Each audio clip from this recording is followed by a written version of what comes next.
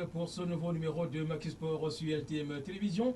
Belle aventure sportive qui nous conduit tout droit dans l'actualité du sport, les sports mineurs particulièrement, tels qu'ils se portent chez nous au Cameroun. On va mettre l'accent ce soir sur le bodybuilding en fitness, dont le Cameroun a été représenté au dernier championnat du monde par un jeune Camerounais qui fait aujourd'hui la fierté de notre pays. C'est bien Gérard Tobet qui est rentré avec bien évidemment des lauriers. Il a été classé 6e mondial dans sa catégorie. On va aussi parler autre chose ce soir. C'est bien le parcours Vital Douala qui célèbre son 25e anniversaire. Quelles sont les grandes mutations qu'il y a eu au sein de ce parcours Vita en 25 ans? On aura l'occasion d'en parler dans le cadre de ce numéro de Maxi Sport sur LTM Télévision. Et n'oublions pas que le karaté camerounais se trouve en ce moment en compétition internationale. C'est dans le cadre des championnats d'Afrique d'Afrique centrale qui se disputent depuis ce lundi et qui naturellement permettra aux pays participants de se qualifier pour le championnat, j'allais dire, pour les Jeux africains 2015. Le cyclisme entre également au menu ce soir à travers la présentation du Grand Prix cyclisme international Chantal Biya et bien évidemment du Tour du Cameroun par les dirigeants de la Fédération camerounaise de cyclisme qui étaient bel et bien à Douala pour présenter leurs projets aux hommes d'affaires de la cité capitale économique. Et puis n'oublions pas que le basketball était en activité du côté de Bafoussam à l'occasion de la finale régionale qui s'est disputée à Banganté, sans oublier du côté de l'Ouest la semaine olympique qui s'est achevée dans de meilleures conditions après des moments intenses de sport. Voilà donc pour l'essentiel. Merci de nous accorder votre aimable attention et bienvenue à ce numéro de Maxi Sport sur LTM Télévision.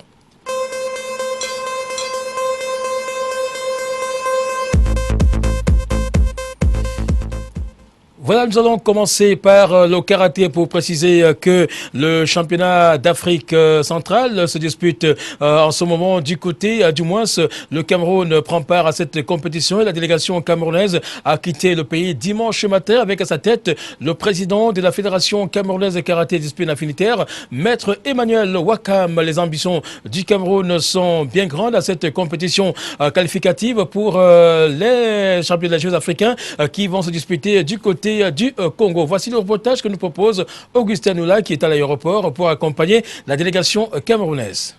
La délégation camerounaise, forte d'une quarantaine d'athlètes et d'encadreurs, a quitté l'aéroport international de Douala ce dimanche matin à destination de Kinshasa en République démocratique du Congo où elle prendra part au championnat d'Afrique centrale.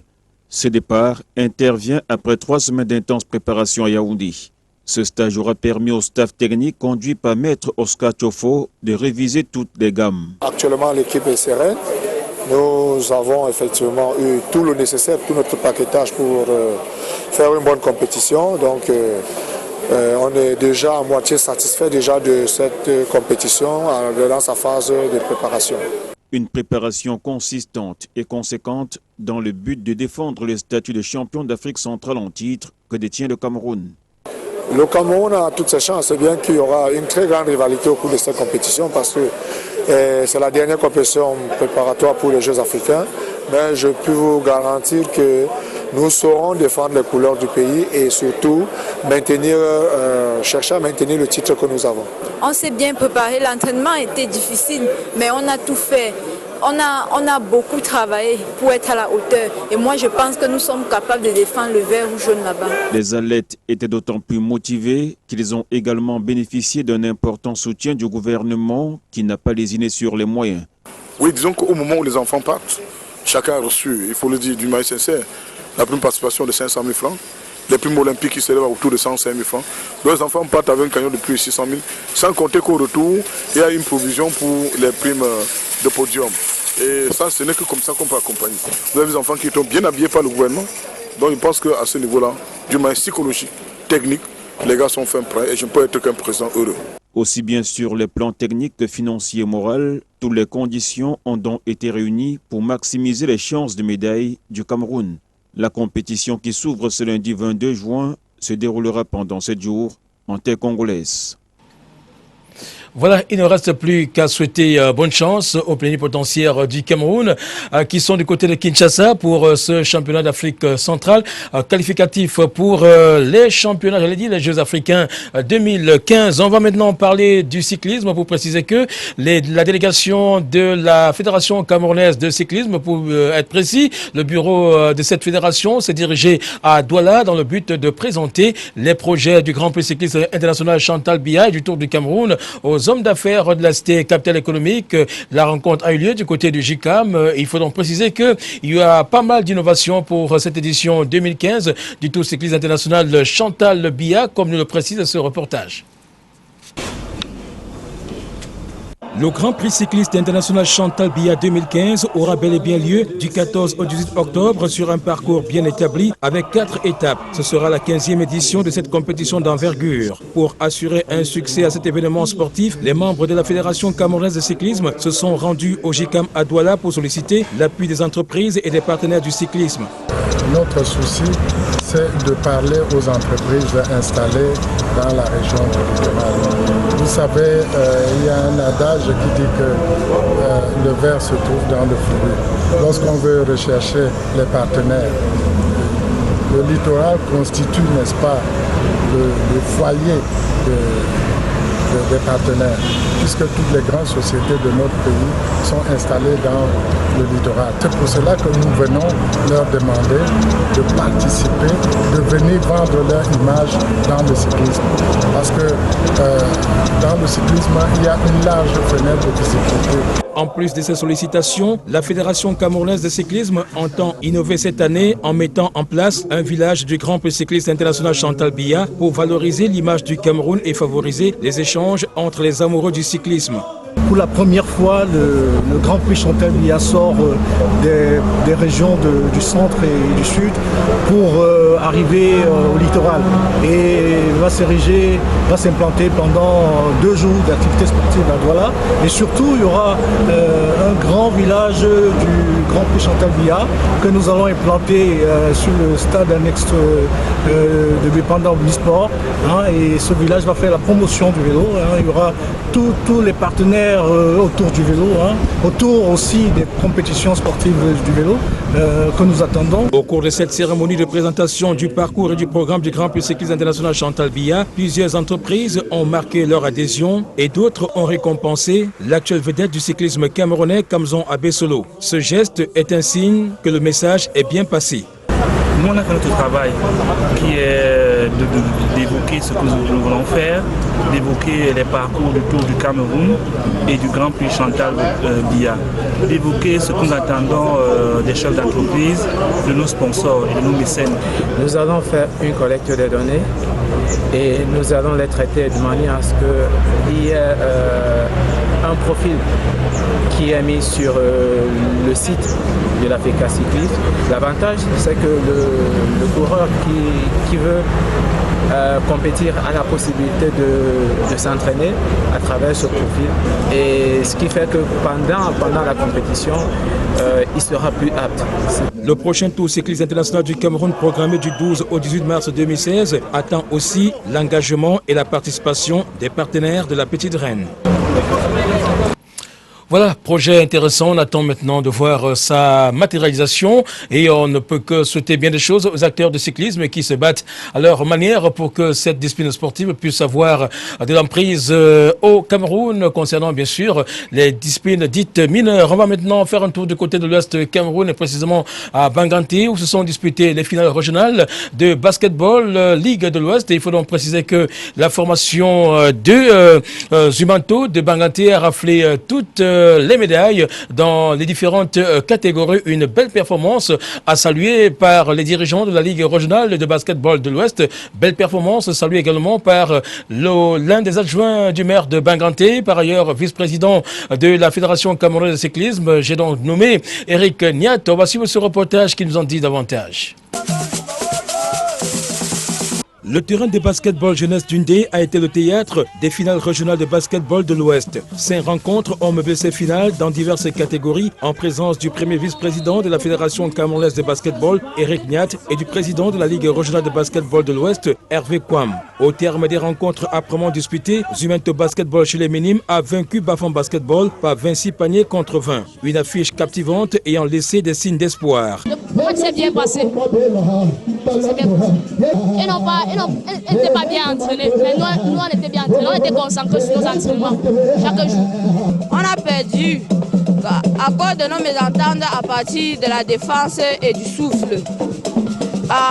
Je suis fier d'avoir participé à ce tournoi et j'ai trouvé l'équipe de Baganté très forte. Chez les vétérans, Zumento Basketball a dominé vétérans de Bafoussam par 44 à 39. Les juniors messieurs de Zumento Basketball ont eu raison de Fumban Basketball sur le score de 41 à 38. Chez les seniors dames, belle victoire de Zumento Basketball devant Duc de Tchang 47 à 36. La rencontre des seniors messieurs, marquée par des actions d'éclat, s'est achevée sur une victoire de Zumento Basketball devant Duc de Tchang sur le score sans appel de 68 à 34. Les finales d'un niveau technique relevé ont démontré que l'Ouest est un véritable bastion du basketball camerounais.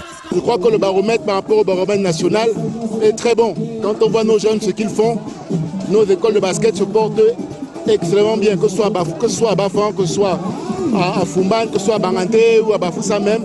On a de très bonnes écoles de basket et le travail paye. Et je voudrais féliciter l'équipe de Zumento qui a su vraiment gérer les 4 périodes. Je ne voudrais pas dire que l'équipe de Bafoussam a démérité, mais après peut-être le président de la Fédé, je dirais seulement que nous attendons beaucoup des encouragements de la fédération, tant sur le plan matériel que sur un support financier, il faut le dire.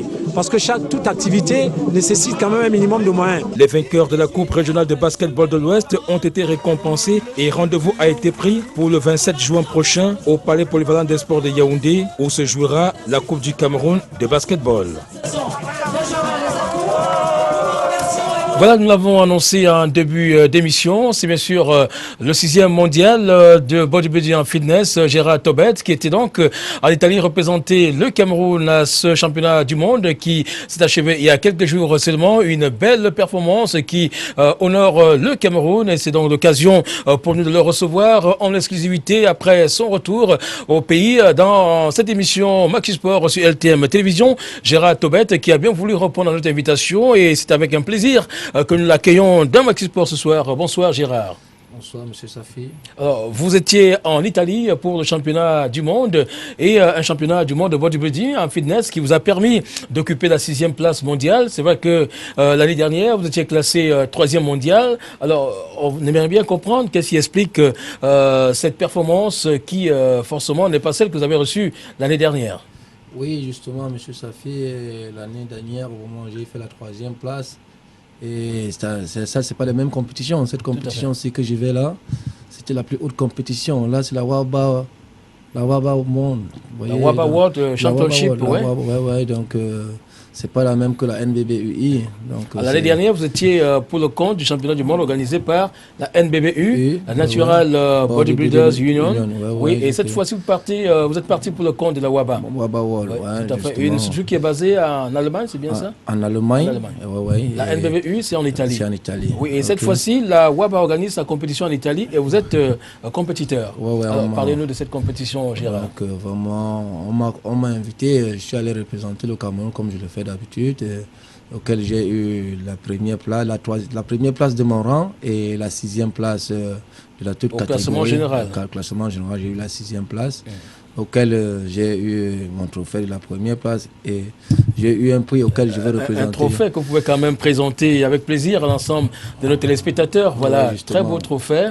Et je pense que c'est avec un plaisir que je le caresse aussi sur ce plateau. Je pense que ça honore le Cameroun, ce que vous avez fait. Je crois qu'on va célébrer ce trophée. Alors, vous avez compéti dans quelles conditions là-bas?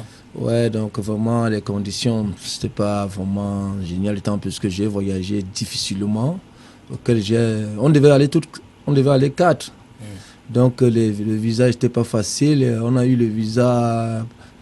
j'ai eu le visa à 16h et je devais voyager le même 10 J'ai eu le visa à 16h et il fallait que je prenne mon vol à Douala. Donc j'ai eu trop de tracasseries, j'étais tellement stressé. Donc jusque-là, bon, impossible n'est pas camerounais. Voilà, vous êtes classé 6e mondial. Ouais. Alors maintenant, comment la compétition s'est-elle déroulée en Italie? Ah oui, donc la compétition s'est déroulée. Nous sommes passés d'abord en quart de finale, j'étais qualifié. Après, nous sommes allés en demi-finale et ainsi de suite. Après, j'ai fait la finale.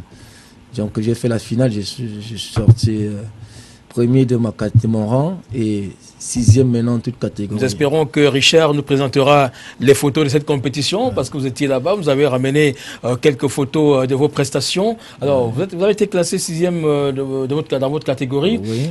Est-ce que vous êtes content de cette position? Si oui, ou sinon, comment expliquez-vous que vous soyez à cette position aujourd'hui? Donc, je peux dire oui, d'autant plus que c'est un rang. Premier, c'est encore plus bien. Mais l'essentiel est là. J'ai fait la 6e place. Je me contente de mon rang. Je suis sûr que je vais travailler plus dur pour pouvoir aller plus haut que ça. Alors, vous faisiez savoir en coulisses que cette 6e place est la conséquence de la mauvaise information. Lorsque vous êtes arrivé à la dernière étape, vous ne saviez pas que c'était la finale. Oui. Et subitement, on vous annonce que c'est la finale. Oui, justement, M. Safi, j'ai été un peu troublé au départ, tant plus que la compétition devait se jouer en 3 temps. Les quarts de finale, les demi-finales et la finale. Donc, moi, j'ai fait les quarts de finale. Vendredi, j'étais qualifié pour les demi-finales samedi. Alors là, quand je me qualifie maintenant, je me dis que ça, c'est les demi-finales le samedi. Pourtant, directement, ils ont instauré ça pour la finale. Donc, je n'ai pas trop presté, d'autant plus que je savais que je devais être qualifié pour dimanche, qui devait être la finale.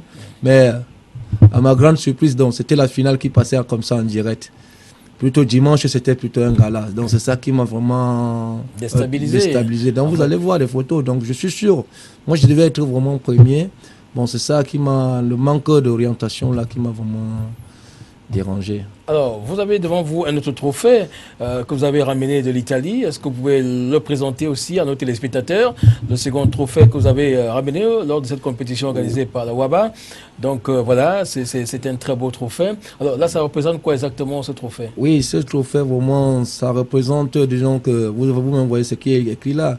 Donc, Best regards. Ouais, donc ils ont apprécié donc ma manière de faire, ma manière de poser. Ils étaient tellement impressionnés tous. Raison pour laquelle ils m'ont remis ce prix de venir aussi les représenter ici au Cameroun. Donc ici, dans 3 semaines, ils vont m'envoyer le cursus de les représenter, de représenter la WABA World. Au niveau du Cameroun. Au niveau du Cameroun, c'est basé en Allemagne. Tout à fait.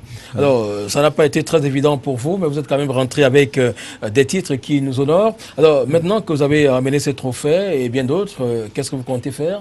Et donc, vraiment, M. Safi, j'essaye de pouvoir interpeller toujours le pouvoir public, de me soutenir, tant plus que vraiment, je ne cesse pas toujours de m'envoler toute seule. Si vraiment il me lâche, je dois tomber parce que je ne fais que m'envoler toute seule. Il faut préciser que c'est à travers vos fonds propres que vous êtes rendu en Italie pour cette compétition. Oui, justement, c'est ce que je le fais. Je fais ça tous les années. Depuis, il y a de cela 6 ans, je le fais. J'ai tellement de lettres de félicitations, on ne manquerait point de merder, tout et tout. Jusqu'à aujourd'hui, je ne fais que le faire étant plus que je veux en sorte que vraiment le bodybuilding prenne de l'ampleur au Cameroun au niveau mondial. C'est ce que je le fais. Alors, Gérard Tobet, quels sont les compétiteurs qui vous ont causé plus de problèmes à ce championnat du monde? Parce qu'il n'y avait pas que le Cameroun, d'autres pays étaient là. Et quelles sont les disciplines du bodybuilding qui vous ont paru un peu difficiles là-bas? Oui, justement, vous savez, Safi, quand on est professionnel, on est professionnel. Donc, j'avais plus de 40 pays, 50 pays en face de moi auxquels... Aucun pays africain dehors du Cameroun? Oui, aucun pays africain. J'étais le seul noir? J'étais le seul noir et bon, je peux dire qu'il y avait un noir, mais... Pas africain? Pas africain, il est italien. Ouais. Oui, je crois que c'est un Togolais, on a causé. Il est Togolais, mais il a signé pour la nationalité pour l'Italie, il compétissait pour les Italiens.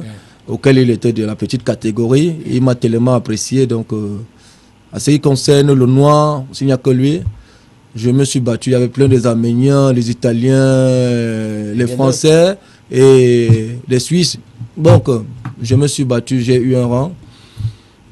Voilà, c'est ça. Alors, quelle est la partie qui a été difficile pour vous dans cette compétition?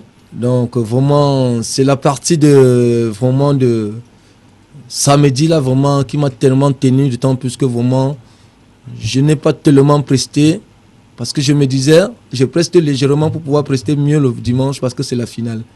Parce que au départ, voilà comme ça s'est passé, quart de finale, demi-finale et finale dimanche. Donc là, quand j'ai été qualifié pour les quarts de les demi-finales, là les demi-finales, ça se déroulait le même samedi. Mais directement, par contre, eux ils ont mis ça comme la finale.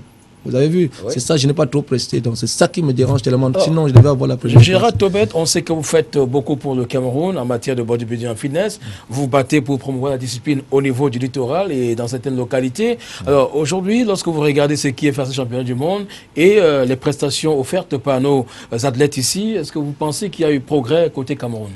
Et justement, il y a progrès côté Cameroun à ce qui concerne le bodybuilding. Vous-même, vous le voyez, M. Safi, vraiment... Sans vous mentir, et les gars, ils sont en train de bosser dur. Et je suis sûr, c'est la raison pour laquelle, s'ils avançaient, s'ils voyageaient avec moi, on devait faire mieux que ça. Alors maintenant, qu'est-ce que vous ferez pour le Cameroun? Vous allez encore organiser des compétitions dans les rues, dans les quartiers? Oui, justement, comme je suis là de retour, dans 1 mois, 2 semaines, à Douala deuxième, il y a la deuxième journée de Géraldé. Oui, qui va se dérouler. La saison... la saison 3 ou la saison 4? Ça, c'est la saison 4. La saison 4. Ouais. Alors, on aura encore les dames pour cette compétition? Automatiquement, les dames ne peuvent pas manquer. Et les dames, ils seront là. Et en plus de ça, en ce moment, je suis en train de former il y a 3 petites filles là, vraiment, qui veulent déjà adhérer au bodybuilding. Je suis sûr qu'ils vont adhérer. Je les soutiens, ça va aller. Alors, qu'est-ce qui vous a motivé à le faire, à organiser ces compétitions au niveau du Cameroun? C'est pour empêcher que ces jeunes soient oisifs, qu'ils se jettent à des activités peu orthodoxes? Ouais, monsieur Safi, vous savez vraiment, peu de jeunes ne connaissent pas ce que c'est que le bodybuilding. Ils se focalisent rien qu'au football, ne sachant pas que le bodybuilding aussi nourrit son âme. Raison pour laquelle me voici, je représente le Cameroun de temps en temps et je rapporte les prix au Cameroun. Donc pourquoi pas eux aussi? C'est la raison pour laquelle j'essaie de faire promouvoir le bodybuilding dans des quartiers, ramener des enfants à comprendre que le bodybuilding peut les aider aussi demain et à interpeller d'autres familles parce qu'il y a des parents qui ne veulent pas que les enfants ils essayent d'être, ils disent qu'ils sont déformés. Non, le bodybuilding, c'est un sport comme tous les restes. Voilà, justement. Voilà, merci Gérard Tobet d'être venu. Vous allez sûrement présenter vos lauriers aux autorités camerounaises. J'espère que le ministre des Sports sera honoré par ces trophées. Et vous allez sûrement commencer par le délégué des sports parce que vous êtes dans la région du littoral avant de prendre la route de Yaoundé. On vous dit merci et surtout félicitations pour ces titres que vous avez ramenés à ce championnat du monde de bodybuilding en fitness. Ok, moi aussi je vous remercie, M. Safi, sans oublier aussi LTM, sans oublier aussi la mère Djinali qui ne cesse pas de soutenir le sport au Cameroun. Merci Gérard. Merci, allez, bonne chance à vous pour les autres épreuves qui vous restent à faire dans le bodybuilding en fitness. Allez, on va poursuivre cette fois-ci avec Bafoussam. Bafoussam qui était également en activité ce week-end à travers la semaine olympique qui a donc permis aux différents acteurs de se retrouver. L'objectif était de sensibiliser les uns et les autres sur les conflits qui ont cours dans les différentes fédérations sportives nationales. Il était donc question d'apporter quelques éléments de clarification aux différents dirigeants des ligues et des fédérations qui sont basées, surtout des ligues qui sont basées du côté de l'Ouest Cameroun. Et je pense que l'opinion a été édifiée sur tout ce qu'il y a eu autour de cette semaine de l'olympisme. Une semaine qui a été marquée par plusieurs activités. Et le clou était bien sûr cette marche sportive qui a eu lieu dans les artères de la ville de Bafoussam. Reportage. La semaine olympique organisée à Bafoussam a été marquée par 3 temps forts, dont un atelier sur les valeurs olympiques, l'excellence, l'unité et le respect. C'était au siège du CROSS à Bafoussam. Je comprends que cette semaine s'est corrélée autour d'un idéal, la synergie d'action pour un même but, c'est-à-dire la promotion de l'idéal du sport à l'Ouest. Et pour moi, c'est un processus irréversible. Au service du gouverneur de la région de l'Ouest, une conférence débat animée par les experts de l'olympisme s'est déroulée dans l'optique de sensibiliser l'opinion publique sur les litiges sportifs et l'arbitrage au sein des fédérations sportives nationales.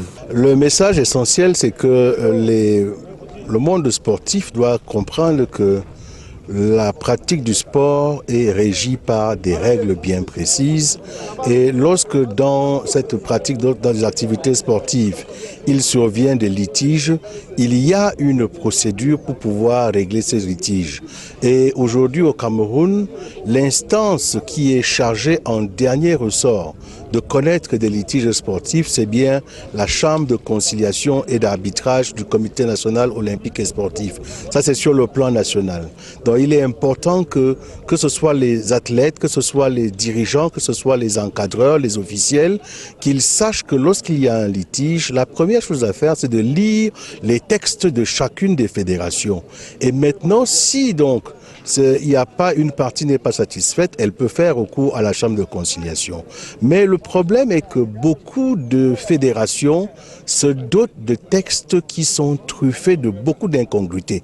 Ce qui fait que lorsqu'un litige survient, il devient difficile de trancher. Donc le message du Comité national olympique, c'est que les fédérations fassent recours aux spécialistes pour se doter de bons textes. Cette semaine olympique à l'Ouest s'est achevée en beauté par une marche sportive sur une distance de 10 km. Les participants sont partis de l'esplanade de la poste centrale pour l'esplanade de la préfecture de la MIFI en passant par le carrefour Lemaire, deuxième carrefour Évêché, carrefour TPO, carrefour Auberge et rond-point du palais de justice. Cette partie de sport très animée a joué favorablement sur la santé des marcheurs. 10 km après, vraiment, on ne peut qu'être satisfait d'avoir bravé ce parcours. C'est même plus de 10 km avec le détour qu'on a fait à l'Évêché. Il fallait y arriver. Et vraiment, je rends grâce à Dieu parce que nous sommes arrivés sans incident. Il n'y a pas eu de démission. Ça montre que la région de l'Ouest est une zone sportive. Et ça nous réjouit de plus en plus de voir que les gens répondent présents à nos invitations parce que le comité olympique régional a toujours été mal compris par la population et de plus en plus nous sommes en train de sensibiliser et ça prend du large. Donc vraiment nous sommes honorés de cette fin de parcours. Pour cette semaine olympique à l'Ouest, le message des experts est bien passé. Voilà, 10 km à pied, ça use les souliers, mais cela vaut la peine. On va maintenant revenir dans la région du littoral et cette fois-ci pour parler du parcours Vita qui va célébrer ses 25 ans. Et c'est un événement qui intéresse les Camerounais amoureux du sport. Le parcours Vita est donc une infrastructure sportive que le chef de l'État a décidé d'offrir aux Camerounais. C'était en 1990 pour ceux de Douala. Donc aujourd'hui, il est question de nous expliquer tout ce qui est autour de ce parcours Vita. Mais avant d'avoir quelques éléments d'explication sur ce plateau, nous allons suivre ce reportage que nous avons réalisé sur le parcours Vita de Douala. Du 25 au 28 juin 2015, le parcours Vita de Douala sera particulièrement en effervescence à l'occasion des festivités marquant son 25e anniversaire. En cette heureuse circonstance, il est opportun de s'intéresser aux missions assignées à cet espace sportif offert aux populations par le chef de l'État. Hier, l'infrastructure était une coordination, mais 25 ans après, des changements se sont opérés.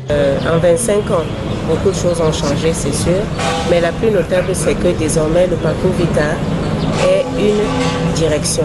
Et ça, c'est un changement notable. C'est-à-dire que désormais, le parcours Vita peut s'appuyer sur un certain nombre de services pour mener à bien les missions qui lui incombent. Ces missions sont de faire rayonner davantage la structure au sein de Douala 5, mais particulièrement donner la possibilité aux populations qui investissent le parcours de trouver leur compte sur le plan de la détente, sur le plan de l'aspect culturel, sur le plan également de prendre soin de son corps, parce que tout a été déjà prévu dans ce sens-là. Il y a des équipes qui sont managées pour cela, pour prendre soin de ces populations-là. Depuis sa création en 1990, le parcours Vita de Douala a toujours été un cadre privilégié de la pratique du sport, le siège de la lutte contre les maladies cardiovasculaires et le site du rassemblement de toutes les sensibilités sociales. Après 25 ans, l'on peut observer quelques points peu agréables du parcours Vita de Douala. Mais les sportifs des lieux estiment que les efforts sont fournis au quotidien pour motiver les moniteurs et soigner l'image de l'infrastructure. Le parcours Vita a beaucoup évolué parce qu'au départ, il n'y avait pas toutes les activités que nous avons ici au Parc Vita. Maintenant, les moniteurs même, ils sont nombreux maintenant. Donc, je pense que le travail est de plus en plus croissant et l'État fait ce qu'il y a de mieux pour cela. Il est vrai que par rapport à l'état des infrastructures, il y a une nette amélioration par rapport aux bâtiments, la disponibilité des moniteurs et aussi les moniteurs qui sont toujours là, prêts à enseigner, à apporter le meilleur pour la masse qui est chaque fois ici au Parcours Vita. Certes, il ne peut pas avoir une chose sans son contraire. Il faut toujours quelques améliorations par rapport à une activité, que ce soit une structure ou autre. Donc je pense qu'il y a certains pans du Parcours Vita qui nécessitent l'amélioration. Et je pense que le directeur du Parcours Vita est en train de faire ce qui est nécessaire pour cela. Je pense qu'il faut déjà savoir qu'avant ça n'existait pas et que c'est un don spécial du chef d'État, ce qui est déjà une très bonne chose, vous savez. L'État ne peut pas nous abandonner, l'État est là pour mettre les moyens. Avec le temps, on va améliorer ça petit à petit. Mais il faut déjà féliciter tout ce qui est là comme infrastructure. Ça permet déjà aux gens de venir s'amuser, de se distraire et puis d'améliorer leur santé. C'est tout le point important qu'il faut obtenir. Rien ne me gêne ici, rien ne me gêne vraiment. Je trouve que même si ce n'est pas parfait, tout est appréciable. On voit que beaucoup reste à faire. Moi, je crois que dans notre pays, le premier symbole, c'est le symbole de l'État. Et puis, quand on dit quelque part que cela a été refait sur haute instruction du président de la République, moi, je crois que ça doit refléter toute la grandeur, toute la splendeur qu'on reconnaît à l'État. Avant, sur une échelle de 1 à 10, on pouvait dire Parcours Vita 2 sur 10. Et aujourd'hui, ou pratiquement en ce moment, si on dit l'échelle de 1 à 10, on serait tenté de dire seulement 4 sur 10. Le Parcours Vita a connu une rénovation autant pour moi au moment où on a vu, n'est-ce pas, le génie militaire se déployer sur le terrain. Bon, mais nous pensons qu'il y a un léger mieux, mais beaucoup reste encore à faire, si bien que les infrastructures d'accueil qui peuvent permettre à tout le public, même de Douala, de la capitale économique, de fréquenter le Parcours Vita et d'être beaucoup plus à l'aise. Aujourd'hui, le Parcours Vita de Douala est ouvert aux partenaires qui lui permettent d'assurer son quotidien. Plusieurs structures s'y sont installées pour des activités commerciales et pour le divertissement. L'espace que vous voyez derrière nous a été concédé à un expatrié américain qui a fait cet investissement et qui le met à la disposition du public et surtout de la jeunesse moyennant une petite contribution. Nous croyons que ce qui a été fait pouvait être aussi fait par notre administration. Le Parcours Vita de Douala est aussi un espace réservé aux rencontres et manifestations de toute nature. Ces actions ne se limitent pas seulement à la pratique du sport. Il n'y a pas que le sport au Parcours Vita, il y a le culturel, il y a simplement la découverte de la nature et également il y a désormais un département qui s'occupe de la partie événementielle qui également est sollicitée. Au-delà de tout, la sécurité du Parcours Vita est une grande préoccupation. Certains secteurs de l'infrastructure semblent être un danger pour le sportif. Nous voyons comment il y a une broussaille, n'est-ce pas, sur le site et cela me semble ne pas être très sécurisant parce que bon, un sportif peut se faire mal en traversant par exemple un serpent et nous pensons que même s'il faut préserver la nature parce que nous avons besoin, n'est-ce pas, d'une certaine aération dans cet espace du Parcours Vita. Après 25 années de dur labeur, les acteurs du Parcours Vita de Douala peuvent fêter en toute quiétude. La fête s'annonce à grande pompe avec des articulations à la dimension de l'infrastructure. Nous souhaiterions que les uns et les autres se sentent véritablement concernés par ce qui va se passer ici. C'est ça l'une des premières choses, c'est-à-dire que ceci va être la fête du parcours Vita, certes avec des partenaires, mais c'est beaucoup plus ce parcours Vita qui va être mis en évidence avec des journées portes ouvertes, parce que c'est ce qu'on peut appeler ainsi, c'est un espace ouvert pour que les populations se rapprochent de ces différentes sections ou alors services et sachent concrètement qu'est-ce qui se passe dans les différents services qui forment désormais la direction du parcours Vita. Vous savez que c'est l'espace couru pour le sport. Il y aura du sport, on va l'acclimater d'une certaine manière, de sorte que ceux qui aiment bien faire du fit dance aient leur compte pendant les 4 jours que va durer la célébration et chacun va y trouver son compte. Les attentes des sportifs du parcours Vita de Douala vont dans le sens de la modernisation, répondant aux exigences de l'heure. Déjà, nous voudrons bien que l'aménagement soit revu à la dimension du 21e siècle. Parce qu'en termes d'infrastructure, il faut faire beaucoup d'efforts dans ce sens-là. Ce n'est pas encore suffisant, mais nous pensons que cet effort qui a déjà été fait demande à être poursuivi pour que, au-delà, n'est-ce pas, au-delà, nous puissions avoir un site beaucoup plus approprié. 25 ans d'existence, ça se fête et il ne reste plus qu'à souhaiter joyeux anniversaire et longue vie au parcours Vita de Douala. Voilà, le sport, on ne dira jamais assez, est un facteur de rassemblement, facteur de brassage de culture aussi. Et puis le parcours Vita symbolise tout cela, mais on aura plus d'éléments édifiants avec une dame qui a bien voulu répondre à notre invitation, Madame Edith Marianne Makanda, qui est d'ailleurs conseiller principal de jeunesse et d'animation, par ailleurs responsable des activités récréologiques au parcours Vita de Douala. Elle nous fait l'honneur d'être là ce soir pour nous aider à mieux comprendre ce qui se passe au parcours Vita de Douala. Edith Marianne, bonsoir. Bonsoir Saphir. Alors, j'ai envie de vous demander, c'est quoi le parcours Vita exactement? Bien, déjà, je vais vous dire merci pour l'aimable attention que vous faites au parcours Vita en nous invitant ici pour pouvoir ensemble évoquer ce qui se passe au parcours Vita. Alors, le parcours Vita, c'est quoi? C'est cet espace-là qui est ouvert aux populations, un espace où l'on peut se retrouver pour se détendre au plan de vue sportif et culturel. C'est un espace qui est assez agréable à fréquenter, simplement parce que lorsque vous franchissez les murs du parcours, vous êtes accueillis par une équipe de jeunes dynamiques et suffisamment formés pour vous donner l'envie de rester au parcours Vita. Alors, je vous demande de cela parce que beaucoup de Camerounais qui passent par là ne comprennent pas exactement ce qui se passe à l'intérieur.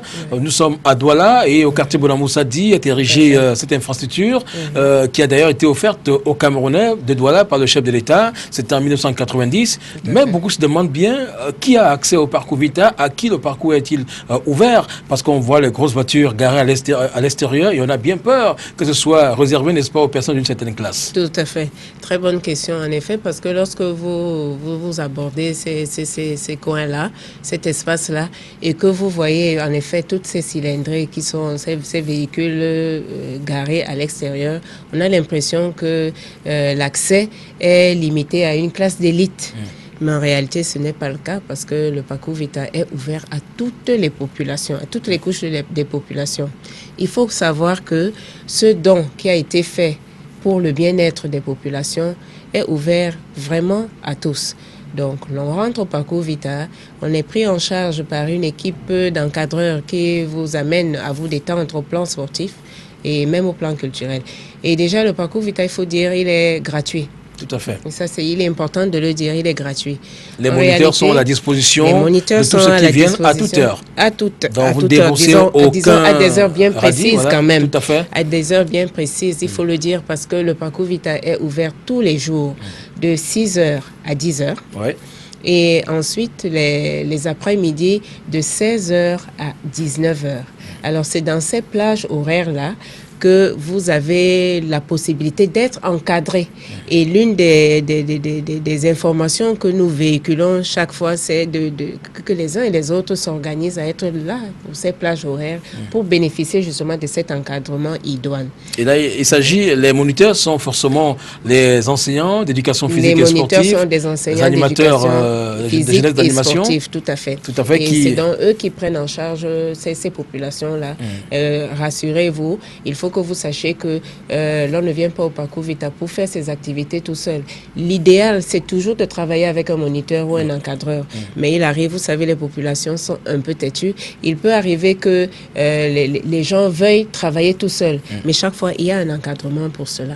Alors, Edith Marianne Makanda, je voudrais quand même savoir, sportivement parlant, quelles sont les activités principales que vous menez au parcours Vita à l'intention de tous ceux-là qui nous regardent. Ils aimeraient bien comprendre ce qui se passe, quel type de sport on pratique à l'intérieur. Voilà. Alors, il faut comprendre que c'est déjà les activités sportives menées au sein du parcours Vita sont des activités de maintien. Vous savez, le parcours Vita n'est pas une école qui forme des sportifs de haut niveau. Tout à fait. Non, non. C'est-à-dire qu'il s'agit d'un sport d'entretien, un sport de maintien. Et donc, beaucoup plus y est pratiqué la marche, le fit dance et l'aérobic, toutes sortes d'activités qui permettent de faire du sport de délassement, de détente et de divertissement. On ne vient pas au parcours Vita pour apprendre, pour faire du sport, pour aller faire des compétitions ailleurs, mais beaucoup plus pour se ressourcer. Mais on a quand même vu des sportifs de haut niveau venir pour leur mise en forme au parcours Vita. Effectivement, là c'est pour la remise en forme ou alors même pour des programmes spécifiés. Et dans ce cadre-là, ça c'est un autre type d'encadrement qui est également offert. Alors, pensez-vous qu'en 25 ans, les Camerounais aient vraiment compris ce qui se passe derrière?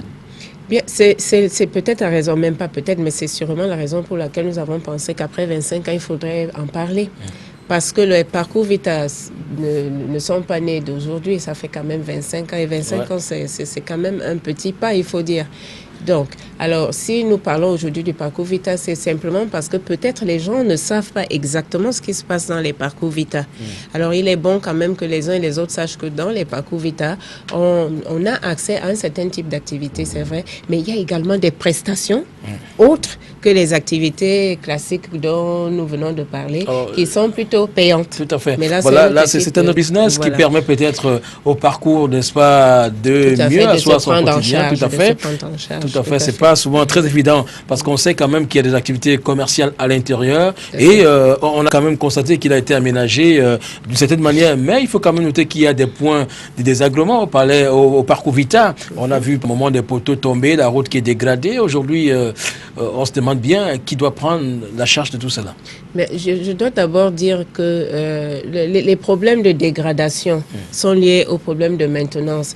Et il s'agit de problèmes qui sont liés à l'administration de manière générale chez nous. Et vous savez, est-ce que votre administration écrit pour poser ces problèmes? Et à qui? Bien entendu. À la communauté urbaine, peut-être? À sa tutelle, de toutes les façons. Parce que vous savez que la particularité, justement, du parcours Vita, c'est que le parcours Vita est géré par deux organes. Une tutelle administrative et une tutelle technique. Alors, la tutelle administrative, c'est le comité de gestion. Et donc, lorsqu'il y a ce genre de constat qui est fait, les rapports sont faits et acheminés à la hiérarchie. Mais n'oubliez pas que l'érosion fait des choses, parce qu'il faut dire que l'usure aussi fait son temps. Et le parcours Vita a été réhabilité déjà il y a 3 ans. C'est vous dire que ces conditions de travail ne sont certes pas faciles, mais les problèmes en question sont pris en compte parce qu'ils sont acheminés et en fait l'administration prend sur elle de gérer cela. Alors on sait que le génie militaire a réhabilité ce parcours Vita. Et l'a rétrocédé il y a 3 ans. Tout à fait. Et aujourd'hui, il se pose un problème. Vous avez suivi dans le reportage tout à l'heure un pratiquant de sport du parcours Vita qui parle de la sécurité qui n'est pas encore établie à tous les niveaux. On se demande bien comment vous filtrez les entrées au parcours Vita et comment la sécurité est faite à l'intérieur. Oui, n'oubliez pas que la jeune administration, parce qu'il faut parler aujourd'hui de la jeune administration. Oui, vous êtes parti du statut de coordination au statut de direction générale. Très bien. Comme le disait, c'était dit dans le reportage et comme vous le redites si bien, nous sommes partis d'une on va dire quoi, d'une coordination, d'une coordination à une direction aujourd'hui. Cette jeune direction est en train d'être mise sur pied et elle est en train de faire ses pas. Et donc, pour ce qui est de la sécurité, un certain nombre de mesures est mis en place pour effectivement sécuriser non seulement les véhicules à l'extérieur, mais également les pratiquants à l'intérieur. C'est une équipe qui est mise en place et qui a pris cela en charge, qui est en train de prendre cela en charge. Donc, ce sont des choses qui sont connues et qui ont été transmises à la hiérarchie, mais qui sont véhiculées également et mise en place. Edith Marianne, est-ce que de manière pratique, les contrôles sont faits à l'entrée, de manière à ce qu'on puisse, n'est-ce pas, savoir qu'est-ce que chacun a sur lui lorsqu'il entre au parcours Vita? Parce que lorsqu'on porte le kawaii, vous venez faire du sport, on peut garder soit une arme sur soi, soit on peut garder un instrument dangereux. Est-ce que à ce niveau, les contrôles sont faits à l'entrée, à telle enseigne qu'on puisse éviter, n'est-ce pas, ce phénomène d'insécurité? Surtout, vous savez que le Cameroun vit aujourd'hui une situation d'insécurité et à tous les niveaux, il faudrait prendre des dispositions afin que les gens ne soient plus dans la peur. Effectivement, le service de sécurité travaille avec une équipe de sécurité, effectivement, parce qu'il y a un service de police, qui a organisé ce travail de filtration des personnes qui rentrent au parcours Vita. Et donc, cette filtration, vous savez, au moment où le flux est important, est un peu difficile. Mais néanmoins, l'équipe mise sur pied s'attelle à mener à bien cette activité-là. Parce que l'on est bien conscient du fait que, surtout lors des événements de grande envergure où les pics de fréquentation sont élevés, il faut être davantage vigilant. Alors, le parcours Vita, au-delà de cette sécurité, on parle aussi de cette broussaille qui inquiète pas mal de personnes. On sait quand même que par endroits, c'est très calme. Il y a de la broussaille qui parfois effraie ceux qui passent par là. Il y a des cours d'eau qui sont aménagés d'une manière ou d'une autre au parcours Vita. Alors, est-ce que on ne peut pas vivre des situations désagréables à ce niveau parce qu'on ne voit aucun élément de la sécurité, parce qu'il y a aussi la peur du gendarme qui peut amener les gens à remettre, n'est-ce pas, en cause aussi rapidement leurs actions désagréables. Il faut dire donc par rapport à cette, on va dire quoi, à cette broussaille dont vous parliez tantôt, ce qu'il faut retenir, c'est que les procédures administratives et financières sont d'autant plus difficiles désormais que aujourd'hui, il faut autant de démarches administratives et financières pour pouvoir obtenir le moindre décaissement. À l'époque où il y avait une coordination, le coordonnateur pouvait se permettre de prendre sur lui, de faire un certain nombre. Mais le parcours Vita, madame, génère un peu d'argent. Il y a des activités commerciales qui sont menées à l'intérieur. Les réunions, les meetings, les spectacles, les concerts et bien d'autres. C'est la raison pour laquelle vous pouvez quand même passer par là pour... C'est la raison pour laquelle je vous disais tantôt, Saphir, que c'est toute une procédure. C'est toute une procédure parce que pour mettre la main à la caisse, il faut des autorisations désormais, parce qu'aujourd'hui, ce n'est plus la coordination, mais c'est désormais une direction et qui obéit quand même à certaines mesures. Et donc, c'est cette procédure-là. Nous connaissons les lenteurs administratives chez nous. Alors, fort de cela, madame, est-ce qu'il n'est pas possible, est-ce qu'il faut forcément passer par une administration ou par une procédure pour débroussailler le parcours Vita? Il faut certains accords, parce que lorsque vous permettez à une structure, parce que ce ne sont pas uniquement des individus, lorsque vous appelez une structure bien établie et connue pour venir nettoyer, il faut la payer. Et vous ne pouvez pas appeler des gens si vous n'avez pas encore pris toutes les mesures nécessaires à cela. Et donc, c'est pour cela que je vous disais tantôt, tous ces désagréments, nous en sommes conscients, mais nous travaillons également à ce que cette procédure administrative et financière soit le plus allégée possible pour permettre la célérité dans la réalisation. Alors, résultat des courses, il faudrait absolument mettre une société d'aménagement du parcours Vita en place pour que les gens se trouvent, n'est-ce pas, dans les meilleures conditions. Tout à fait. Et on doit pratiquer le sport dans un milieu sain, vous le savez. Un milieu sain, un environnement sain, ça je vous le conseille. Alors maintenant, parlons de l'aspect médical de la chose. On sait que beaucoup arrivent là-bas. Par où est-ce que le sportif commence lorsqu'il arrive au parcours Vita? Très bien. Très bien. Alors, ce qu'il faut comprendre, c'est que désormais, avec la jeune direction, comme on le disait tantôt, il y a un service médical qui est implanté et dont la mission première est de se rassurer que chaque sportif qui rentre pour la pratique sportive au parcours Vita doit être prise en charge par cette structure médicale, à savoir prendre ses paramètres pour se rassurer du type et du type et du dosage de l'activité qu'il faut lui accorder. Et c'est ainsi que, avant de commencer toute autre activité, parce que comme vous l'avez vu, désormais il y a même un sauna, avant de commencer toute activité dans ce sens-là, vous êtes pris en charge au niveau de la cellule médicale qui prend vos paramètres et qui vous oriente maintenant pour le type d'activité à faire dans le cadre de votre sport de maintien. Tout à fait. Voilà. Alors, ce sont les médecins spécialisés qui sont là. C'est une équipe médicale, effectivement, qui vous prend en charge avec un médecin et des infirmiers. Une belle affaire pour les sportifs qui se rendent régulièrement au parcours Vita. Alors, le trop-plein, c'est souvent le week-end, samedi, dimanche. Les week-ends, il faut dire que les week-ends, nous avons des pics élevés de plus de 5000 parfois. Et à ce moment-là, il faut dire que franchement, la fréquentation est assez importante. Alors, Edith Marianne Makanda, vous allez célébrer du 25 au 28, les 25 ans du parcours Vita. Alors, qu'est-ce qu'on aura au menu pour cet événement sportif? Beaucoup de sport ou alors? Comme vous le savez, c'est une infrastructure où le sport est pratiqué avec beaucoup de bonheur. Et donc, dans le cadre des animations qui ont été prévues, parce qu'en fait, ça va être des animations, là, dans le cadre des animations qui ont été prévues, on a pensé à des animations ponctuelles et à des animations permanentes. Évidemment, tout part de l'animation sportive, comme vous le savez, avec les mêmes activité, mais sauf qu'un peu plus agrémenté parce que sur un plateau plus grand. Voilà. Donc, il a été conçu avec l'équipe de professionnels en charge de cette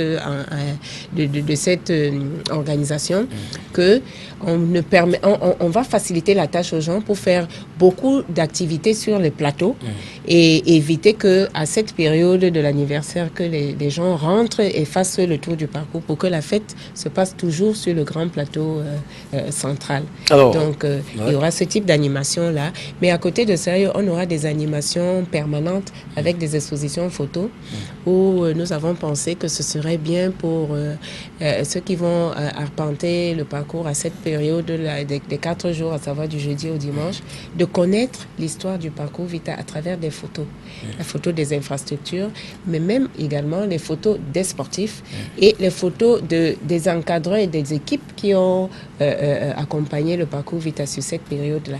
À la même période, si vous permettez que je continue, il y aura également une campagne de dépistage de maladies cardiovasculaires qui va se tenir à partir du jeudi au samedi, pour permettre aux autres de connaître leur statut de santé, pour savoir quel dosage il faudrait appliquer. Nous avons prévu également, entre autres choses, des jeux, des animations, des tombolas pour permettre aux gens, aux autres de gagner de petits lots. En même temps, nous avons prévu également que les sociétés qui souhaitent nous accompagner et même faire de la promotion pour leurs produits. Bon, là c'est notre point, madame. Voilà. Alors, 25 ans après, le parcours Vita part donc de la coordination à la direction. Alors maintenant, quelle est la nouvelle vision du parcours Vita? Qu'est-ce que vous projetez quant à l'avenir? Bon, déjà, amener les populations à mieux appréhender cet outil. Parce que comme vous le savez, certes, il y a se l'approprier même. Il faut savoir s'approprier de l'outil, mais pour cela, il faut un accompagnement assez précis. Parce que vous savez, les populations investissent le parcours, mais elles ont également le devoir de savoir comment se comporter dans le parcours, comment adopter des attitudes responsables également au sein du parcours. Alors, Madame Makanda, je pourrais quand même vous rassurer d'une chose. Je fréquente le parcours Vita. Je constate quand même que dans certains ateliers du parcours Vita, certains sportifs qui viennent à leur propre compte, qui ne font pas partie des groupes, sont abandonnés à eux-mêmes. Ils se trouvent dans les ateliers et travaillent comme ça, sans qu'on puisse mesurer les performances ou surtout les risques que cela court. Est-ce que vous avez pris des dispositions par rapport à cela? Tout à fait. Il y a ce que appelle le service des activités physiques et sportives, le service de pédagogie, appelle cela la police pédagogique. C'est-à-dire qu'il y a un service d'astreinte qui est chargé donc de circuler dans les différents ateliers pour se rassurer que certains sportifs ne sortent pas la norme, si on peut ainsi dire. Mais comme vous le savez, lorsque vous avez accès à une structure et qu'elle est vraiment mise à la disposition des populations, parfois il y a des débordements. Et c'est donc dans le cadre de ces débordements que cette police pédagogique agit pour récupérer ces marcheurs ou alors ces sportifs qui se retrouvent hors de l'encadrement et pour les ramener dans la logique de l'encadrement régalien qui a été admis. Alors, ce cas-ci, placerons-nous les 25 ans de Parcours Vita? Avançons et continuons. Avançons et continuons, c'est le slogan? Oui, continuons 25 ans déjà, certes, mais marchons, continuons à avancer. D'accord. Oui. Alors, madame, c'est un plaisir de vous avoir sur ce plateau ce soir. On espère qu'on va se retrouver pour le bilan de cet événement et qu'on essaye de poser le regard sur les projections du Parcours Vita. On espère que les Camerounais viendront davantage pratiquer gratuitement le sport au Parcours Vita. Et c'est un cadre qui a été offert aux Camerounais par le chef de l'État. Je pense qu'il est bon de rappeler à ces Camerounais, madame, à travers vous, que le Parcours Vita reste ouvert à toutes les sensibilités sociales. À toutes les sensibilités sociales. À toutes les sensibilités sociales. Il importe de le dire. D'accord. Merci d'être venu, Edith Marianne Makanda. Vous êtes conseiller principal de jeunesse et d'animation et par ailleurs responsable des activités récréologiques au Parcours Vita de Douala. On vous dit merci. Il y a quand même des liens entre le Parcours Vita de Douala et les autres parcours, Bamenda, Yaoundé? Oui, il y a des liens d'amitié qui sont créés et même des liens d'organisation des activités parce que vous savez, vous ne pouvez pas vivre en autarcie et donc de temps en temps, nous faisons même des visites d'échange. Tout à fait. Voilà. Donc, pour ceux qui vont par ailleurs faire du sport, c'est un centre où ils payent beaucoup d'argent, ils peuvent faire du sport et ils sont suivis gratuitement par Parcours Vita. Pas une équipe formée pour cela. Tout à fait. Merci, madame, de nous édifier sur les activités du Parcours Vita et sur les 25 ans de cette infrastructure. On va donc se retrouver lundi prochain pour un nouveau numéro de Makisport sur LTM Télévision. L'occasion pour moi de dire merci à Gérard Tobet, 6e mondial de bodybuilding and fitness, qui a répondu à notre invitation. Et merci également à madame Edith Marianne Makanda, qui est conseiller principal de jeunesse d'animation et par ailleurs responsable des activités récréologiques au Parcours Vita de Douala. Merci à toute l'équipe de production de Makisport, notamment à Richard Bike qui assurait la réalisation, Dibasso Eugène était aux caméras, tout comme Jamel Marius. On va également dire merci à toute l'équipe du service des sports, Augustin Noula, Moïse Ball, on n'oublie pas Willy Kak, Félix Taka, mais bien évidemment le jeune Marc Chouamo, et merci également à tous ceux-là qui nous assistent dans la réalisation de Makisport sur LTM Télévision. Bien des choses à vous, sportivement vôtre. Bonsoir.